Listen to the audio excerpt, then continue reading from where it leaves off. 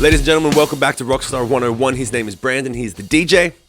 His name is Shim. He is the Rockstar. Class is in session. And I was just about to tell you this before we started recording, but I get my permanent tooth next Monday.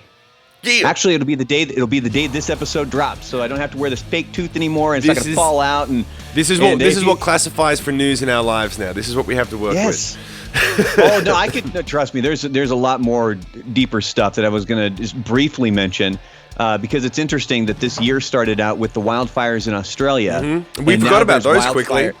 Oh yeah, it just moved right along. But we're bookending it almost now with wildfires all across the United States, over on the West Coast. California, Oregon, and Washington are engulfed in this point, and my mom had to evacuate her house. Is she okay? Yeah, I mean, she should be all right. They're hoping that they're going to be able to contain everything.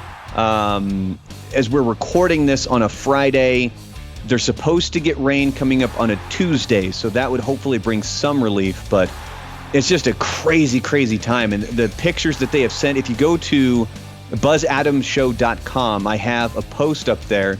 And it's the article is titled "No, Antifa Didn't Start the Wildfires in Oregon," but I used that opportunity to post some of the pictures that my mom has sent me, and it's crazy. She would send me these panoramics from her backyard, and on one side it's like Armageddon.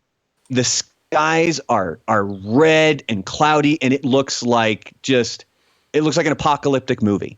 And then as it pans over to the right, and you're only looking to the right, if you were to cover it, it's blue skies, and it's the most beautiful summer day. I mean, if you truly just cover up each side of that picture, dude, I saw two completely different things. I saw one video of a guy who's just a guy who's a friend of mine over in the States. He had a iPhone camera out 4 o'clock in the morning, 4 o'clock in the afternoon, and his face was like there was a filter on it. It was orange. Mm-hmm. And he was like this, and the sky is orange, and he was just like panning around like, I'm out in the middle of my street, and he just was like, look at the sky, it is red. It looks like the world is on fire, and he just was like in shock. He was like, this looks like we're in hell. And he said, and it stinks. It's like I'm breathing in, I can't breathe properly, and all that stuff. It's just the whole sky has been lit. It looks like they are in hell. Yeah, it's fucked up. And it's what it looked like. My mom sent me a video of her evacuating. She went to go stay with my sister, which is really coincidental because my sister had been living with my mom for 6 months while she renovated the new house that she bought. She was out for, I think, 2 days, and then now it's my mom moving in with her. So they can't get away from being roommates from each other. But the thing that did concern me is my mom was driving. She kept coughing a lot. And that's what concerns me most is what – I think they were saying the air quality in Portland, Oregon right now is the worst in the entire world.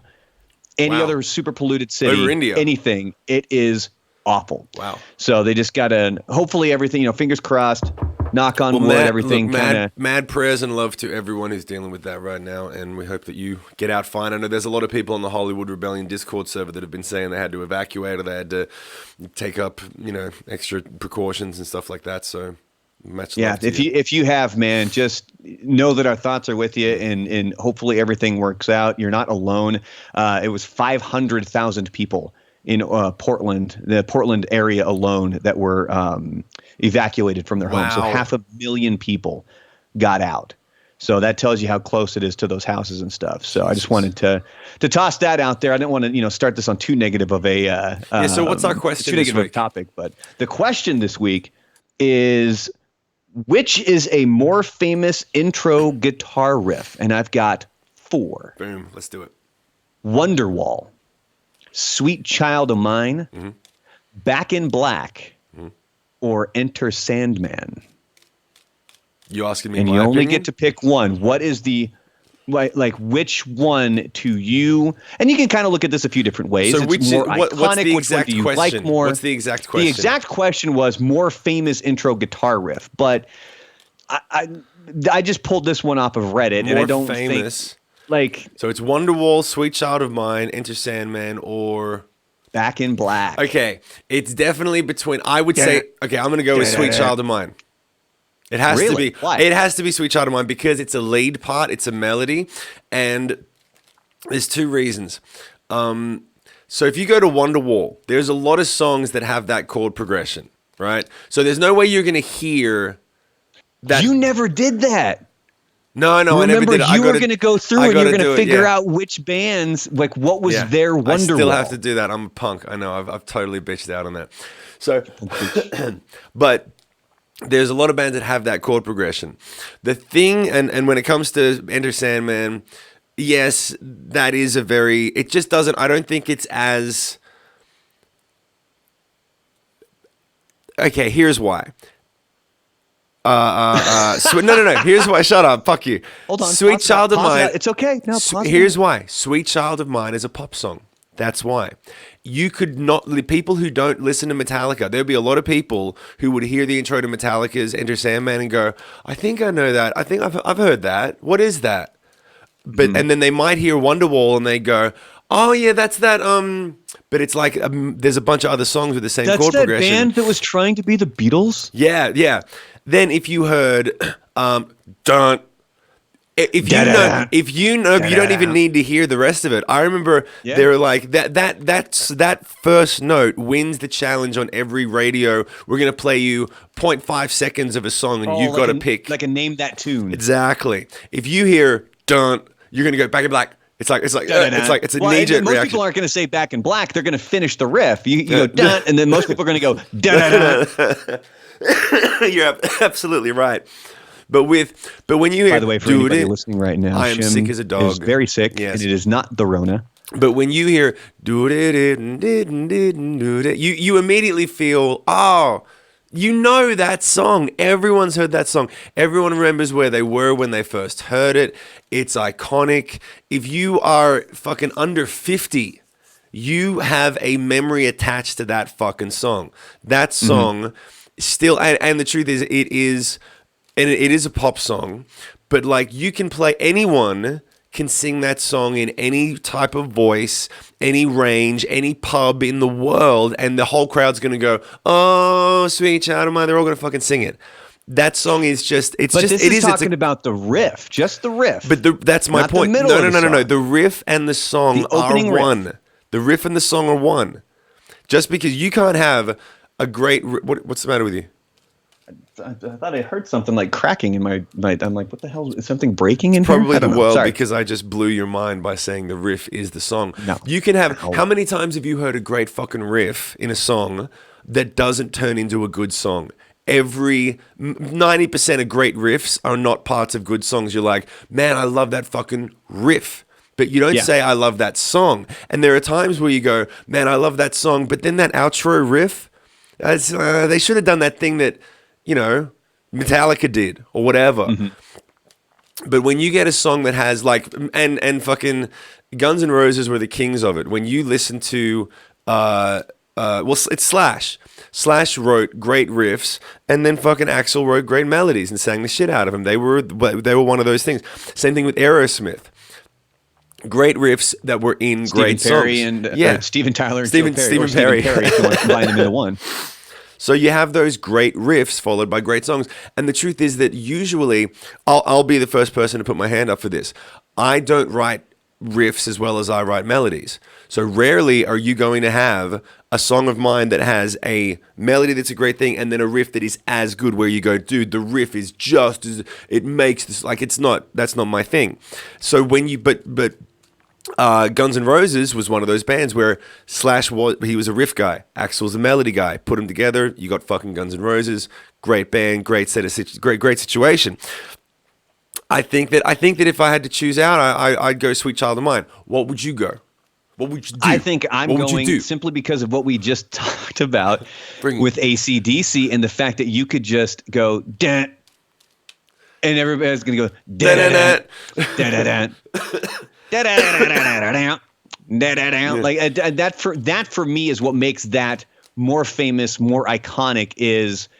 And I love playing those games. I've done it on the radio before, where you play kind of the name that tune. Yeah. And you play somebody a specific amount of a song, and they can pick up on what it is. And truly, that one takes one beat. Yeah. I mean, that is the only song that takes one beat.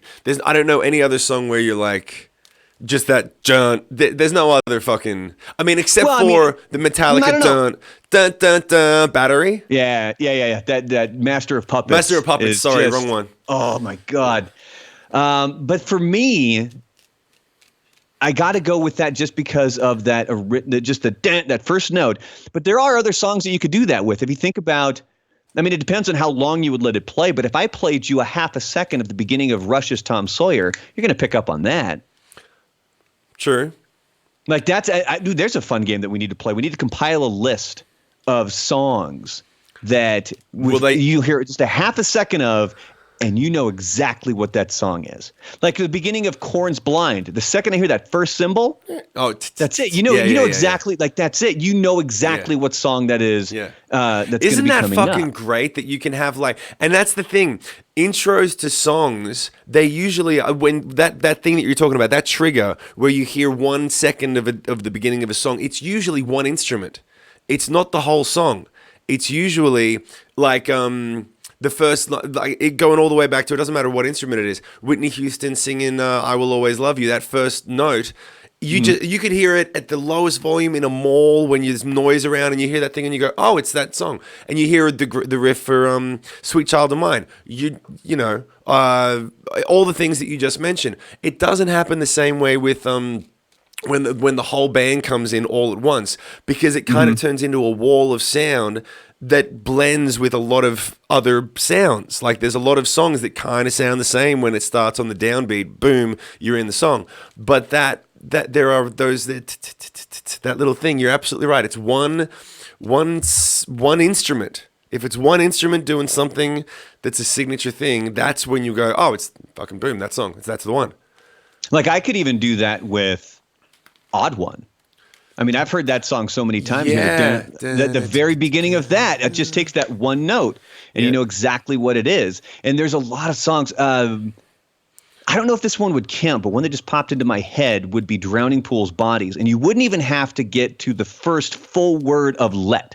Yeah. Because it's let the bodies hit the floor. Like that. Yeah. If you just hear like that, you're going to know what song that is. And man, I'm telling you, this is one of the cool things about being in radio. Is when we would put on a concert, sometimes we would be the ones who were responsible for the film music in between bands. So my boss would come to me and he'd be like, "Hey, we need to fill we need to fill this time here. So when these bands are setting up, it's music playing. We got to make sure it's stuff that we play on the radio station, because we're not going to play stuff, obviously, that we don't play. Yeah. And we need to make sure it's the hits, and we need to make sure it's the stuff that is kind of going to keep people still active. Yeah. It's hype music. Man, I remember when we put Let the Bodies Hit the Floor, it was Bodies, and the whole crowd, it was it was as if Drowning Pool were performing that song live, and they were getting into it. Do they just wait for that? Like even I can imagine there's like 10,000 people who just wait for that. Flow down, yeah, and they just fucking all scream with their beers in the air, like fucking. It's the same thing with another one where this happened, and this didn't have anything to do with me. I just happened to be at this concert. It was a Seven Dust show, and they were tuning up for Seven Dust, and whoever was tuning the bass went into Pink Floyd's Money. Yeah. That's another one. You only need that first note. You're doom, doom, doom, doom, doom, doom, doom, doom, doom, like that. And the second he went into it, even from the first note, but by the time he got to at least the fourth note, the whole audience was captivated already. And people are hooting and hollering, and it was great. And I just thought that was a really cool thing that they were doing. Yeah. It keeps people engaged. It keeps people going. It keeps that energy level up. You know what? But without completely taking away what the band is going to do. You know what I mean? You know what the best song for that is in the history of the world? For the bass? No. The best song in the history of the world for keeping the crowd... Sweet Child of Mine. You're sticking on that, aren't you? No, I'm telling you. This is a fact. This is Back actually... in Black. It's a proven fact. Try again. I bet you get it. I bet you get it. Pick a song that you think would unite an entire crowd of 10 to 50,000 people while they're waiting for the band to take the stage. You'll get it. Well, I know, was it Green Day? And people were singing Bohemian Rhapsody? Boom. Bohemian Rhapsody. Bohemian Rhapsody, because people want to get to that, Mama, oh, they all fucking sing. And you wouldn't think that it happens, but it is the most bizarre song with all the weird changes and all that. Mamma mia, mamma. But people absolutely love it. They love it. And there's a famous video on YouTube. Okay, we get it, mate. There's a famous video on YouTube of when he put a webcam on the drum kit and he was filming I think it was the Green Day concert, and they sang the whole 6.5 minutes of the song. And by the end of it, when the the whole crowd was moshing, the whole crowd's bouncing. It's a fucking iPod. Someone's playing it off an iPod, like an old busted up piece of shit, because it was for that Net Worth concert back in 2005 for American Idiot. And I'm like, but they had just as much fun at that song than Green Day with all the fireworks and all the fucking bullshit that they throw in on the show. That was when I was like, oh, that's the type of song you want in your repertoire. You want a song where you don't even need to be there and 50,000 people are singing your shit. Yeah, if nobody has seen that video, if you're listening to this or you're watching this on YouTube, just when you're done here, go Google that. I think if you just Google Green Day Bohemian Rhapsody, it will show you that video of them. It's just they're playing it before Green Day takes the stage. That's literally it. And the people are sitting there, they're swaying back and forth while they're singing the song together, and it was just amazing. And that's something that popped up. I was camping with my friends, and we were listening to music. And of course, everybody always wants to play their songs and, hey, check this out, or, it's arguing over what we're going to do. And a couple of the guys were trying to find a song that everybody would sing to. And, they're picking some country songs, and I ain't going to sing to that stuff. Like, they'll all sing Friends in Low Places. I don't care. But then I randomly grabbed whoever's phone it was that was playing the music. And I was like, you guys want to sing to a song? Watch this. And I put on Bohemian Rhapsody. Oh, yeah. And everybody's like, oh, fine. Like, and they're like, what kind of whatever at the beginning of it. Yeah. But by 15 seconds in, they're already singing it. And you play, it's one of those ones where you play the guitar riffs on your mouth where you're like, like you do all that stuff for every part of that song. Yeah. Even when you get to the end and it gets to the gong and nothing really matters to me. Bong. Like you go through that whole thing. And what happened was I didn't realize how late it was when we were camping. It's like shit, 2 you o'clock woke everyone in the morning. up, right? And there's like 15 guys just singing at the top of their lungs, Mama, just killed a man, like that. And dude, my one friend's wife, she comes out just pissed. Dude, you guys know that everybody over there is sleeping. You guys need to shut the place up. And like, I'm like, oh my God, like we're all going to die. Like she's going to actually kill us. But I don't blame her because we were being obnoxious. It was like 2 a.m. We were just a bunch of drunk idiots singing to Queen's Bohemian Rhapsody. Yeah. But I was still worth it. I was still totally worth it. But you're right. But that's the song that I can't think of a song that unites people more than that song. And it's bizarre because you'd think it's some big old drinking song or a Sweet Child of Mine, but it's that 6.5 minute opus, operatic. I don't know what it is about that song, man. It just does the trick. It's like Bohemian Rhapsody could kill COVID in 6.5 minutes if they'd let it out the box. It would unite the world. It would unite the world. Absolutely. Unfortunately, we're not able to right now. But that's definitely one of those songs that gets everybody going.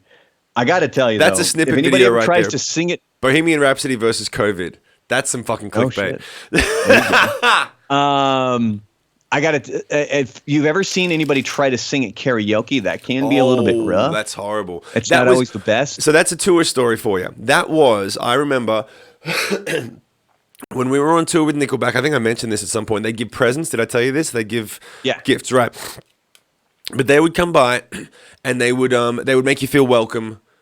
With a big old gift, and they'd come to the dressing room and they'd say, welcome, hope you have a good tour. And they would make a time and they'd come and it would be really great.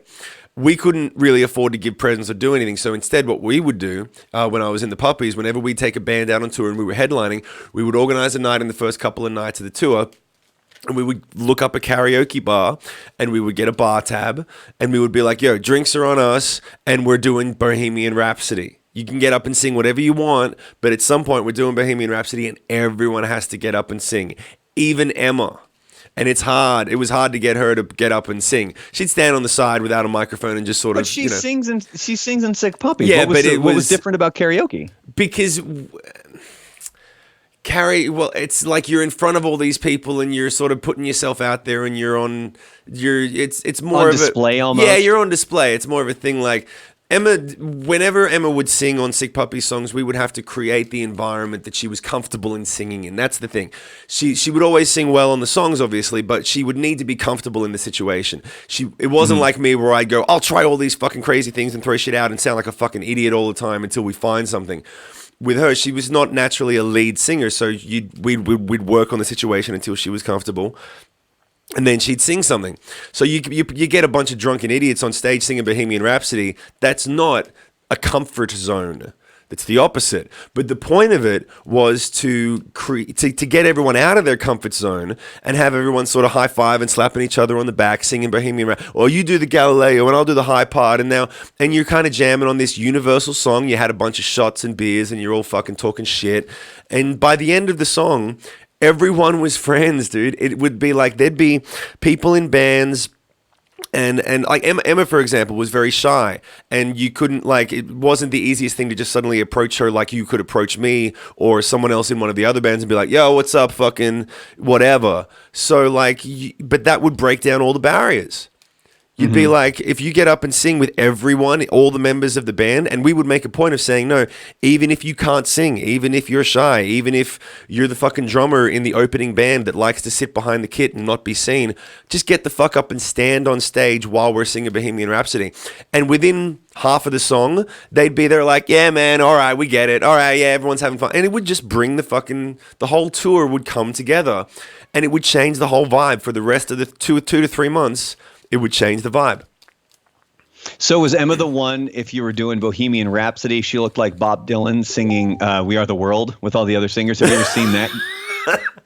I haven't seen that. I just check maybe your phone or something. I just sent it to you on Facebook, and it's the video of them singing We Are the World, and Bob Dylan's just kind of sitting there like, why am I here? Like, I don't know what you're talking about. I haven't seen that, but that's funny. Do you got your Facebook Messenger? I just saw it. Yeah. Okay. Yeah, and it's no, kind of just that guy. No. She wasn't like that. She'd do her best to get in the spirit of it. The whole point of it was that we wanted to bring everyone together, and we wanted to but that is very funny. But the point that I'm coming back to is, dude, you're going to get me in fucking trouble. I already just got through that shit with my Facebook video. Just chill, okay?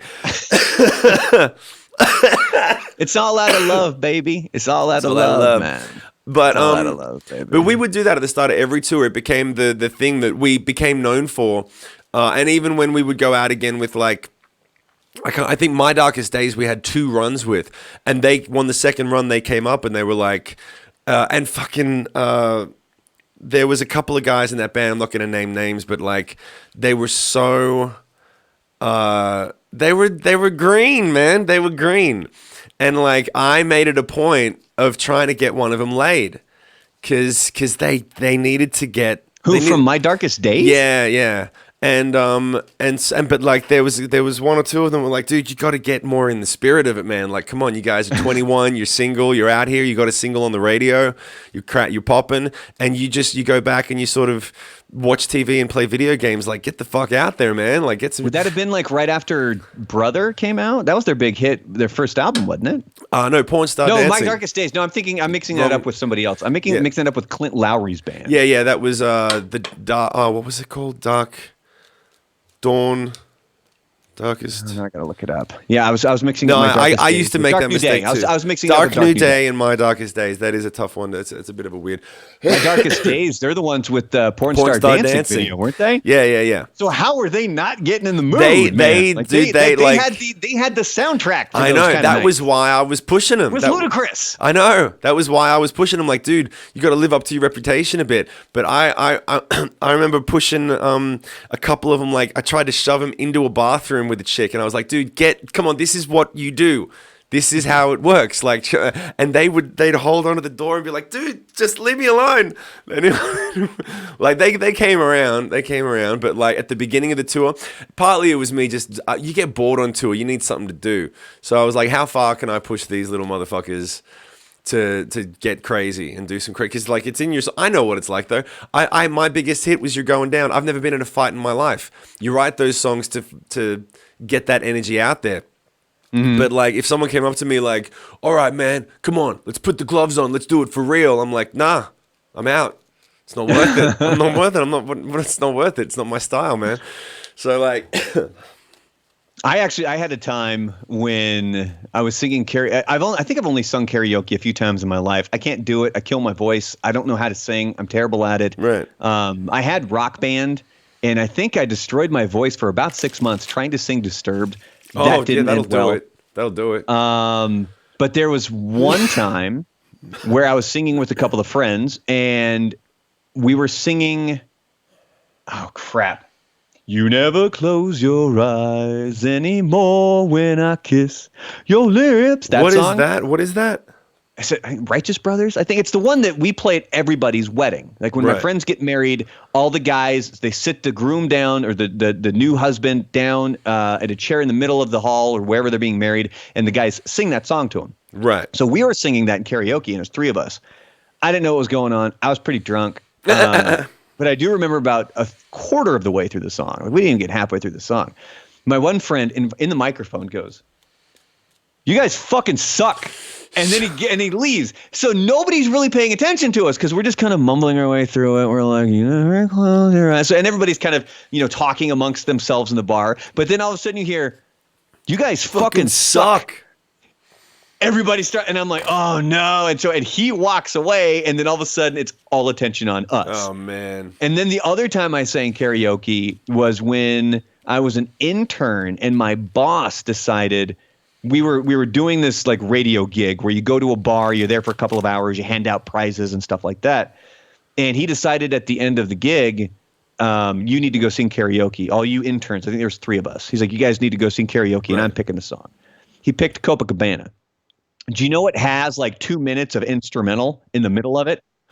Copacabana. So we're sitting there and we're like, "At the Copacabana," and then it gets to the instrumental, and then you're just standing there like an idiot. So if you ever want to mess with somebody and force them to do something that's a little bit embarrassing, but not horrendous, make them sing that karaoke because there's like 2 minutes. I mean, at 2 minutes, I think it might be exaggerating, but there's a big, lengthy part in the middle of that song where there's nothing going on, and then you just got to stand there. Yeah, that's genius. And you're like, "Hey, so how's everybody doing tonight? Don't forget to tip your waiters and waitresses and try the feel." I love it. I love that. That's genius.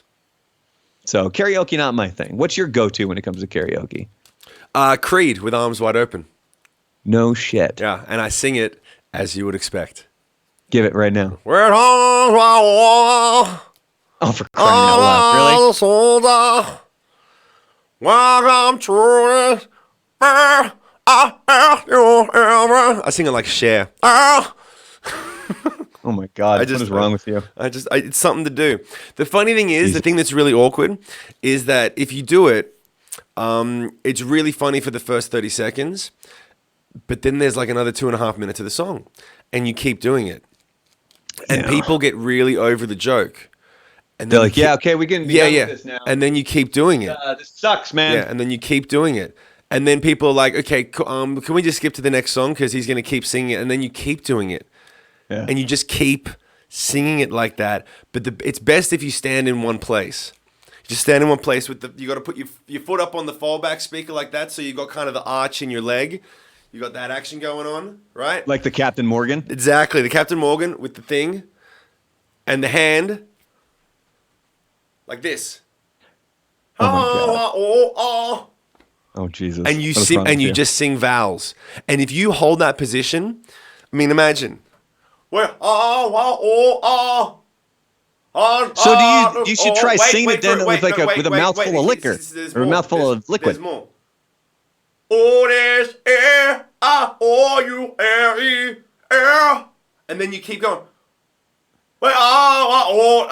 And you just keep doing it. After a while, people are like, he's not going to stop. He's just going to keep going. And then when you get to about 30 seconds till the end, people really start to you wouldn't think it would work, but people start to dig it because they're like, wow, he's just owning it.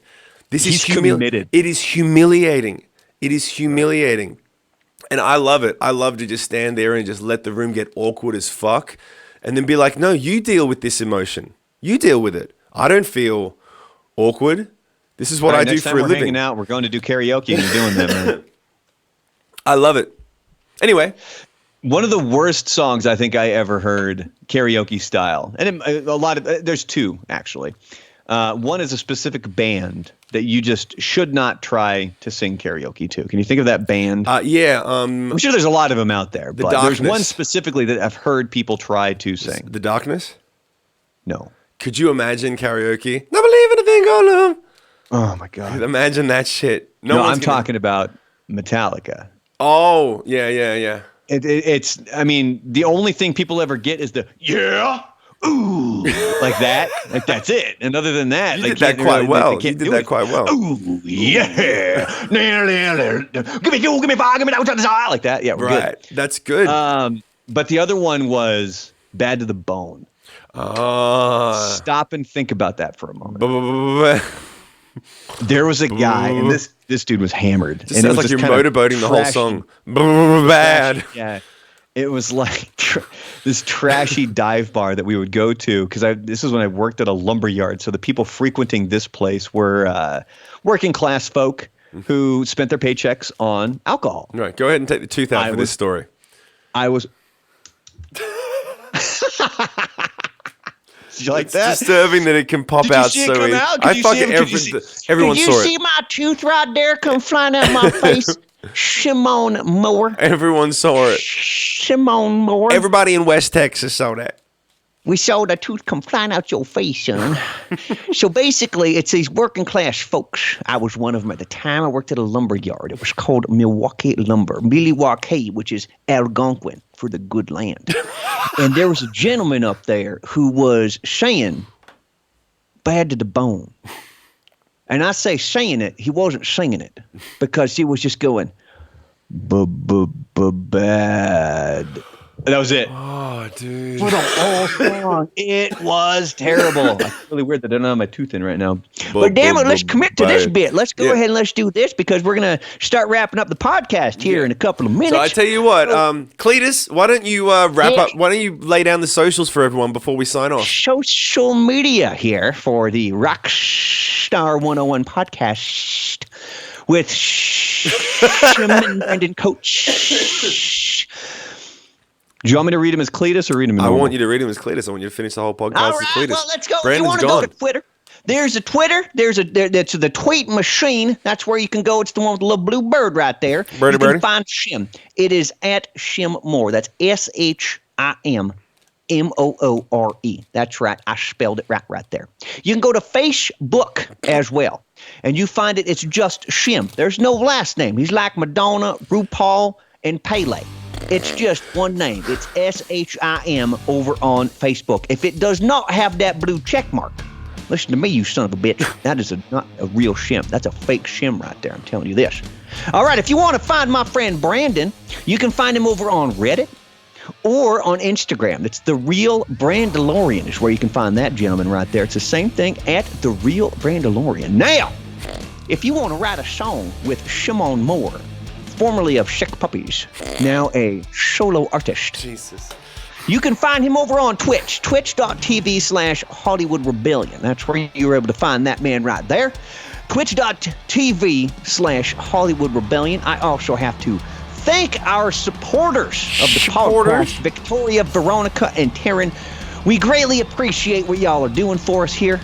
We greatly appreciate you funding us so that we can continue to make these podcasts for you. If you'd like to become a supporter of the podcast, if you're watching this on YouTube or something, the link will be right down there below. But if you're listening to this, you head on over to anchor.fm/Rockstar101. And that's where you can find that one right there, my friend. Is that good for you? So to summarize, his name is Brandon. He's the DJ. His name is Shim. He's the Rockstar. Class dismissed.